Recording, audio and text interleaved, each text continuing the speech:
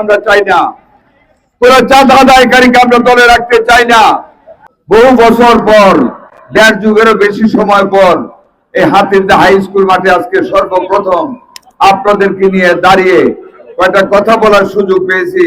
সন্ত্রাসীদের কবল মুক্ত মাটির উপর দাঁড়িয়ে ফ্যাসিস্ট শেখ হাসিনার সরকারের আমলে চিন্তাও করতে পারি নাই যে হাতিরদা হাই স্কুলে এসে একটা মিটিং করতে পারবো, চিন্তাও করতে পারি নাই যে আপনাদেরকে নিয়ে ইফতার করতে পারবো।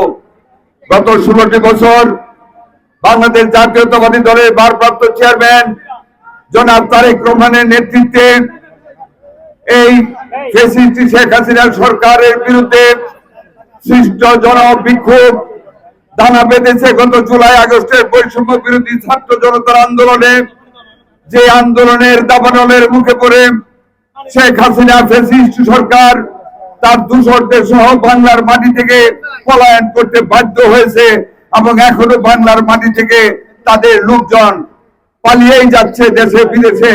সৎসাহস তাদের নাই আপনাদের সামনে আসার জন্য। এত অত্যাচার তারা করেছে আমাদের দেশের মানুষের উপর।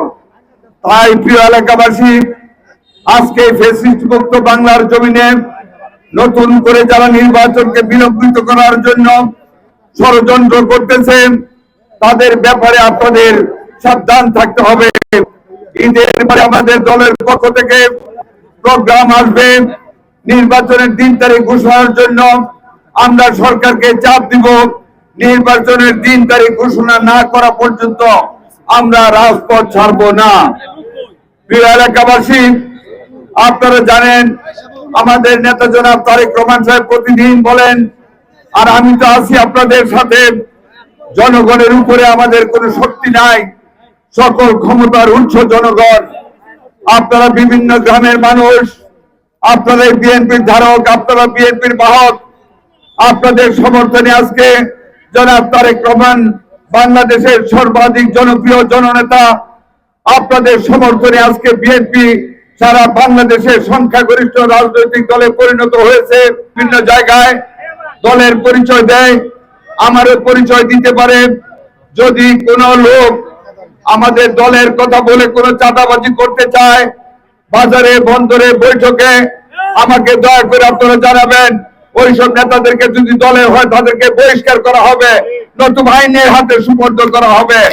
আমরা আমাদের দলে রাখবো না। কোনো দুষ্কৃতিকারীকে আমরা চাই না, কোন চাঁদা আদায়কারীকে আমরা দলে রাখতে চাই না। আমাদের নেতা তারেক রহমান সাহেব সুস্পষ্ট ভাবে বলে দিয়েছেন, দুর্নীতিবাজদের জায়গা বিএনপিতে হবে না। আপনারা দয়া করে আমাকে এই ব্যাপারে সাহায্য করবেন কিনা আপনারা হাত করে বলতে হবে। আলহামদুলিল্লাহ, আমি শক্তি পেয়েছি আপনারা হাত তোলাতে।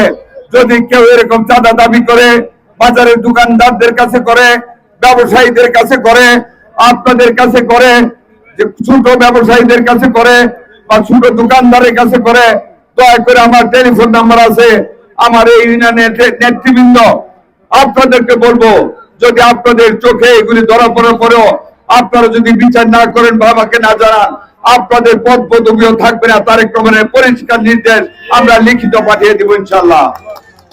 প্রিয় নেতৃবৃন্দ, আর মাত্র 10 মিনিট আছে, দোয়া করব। আমি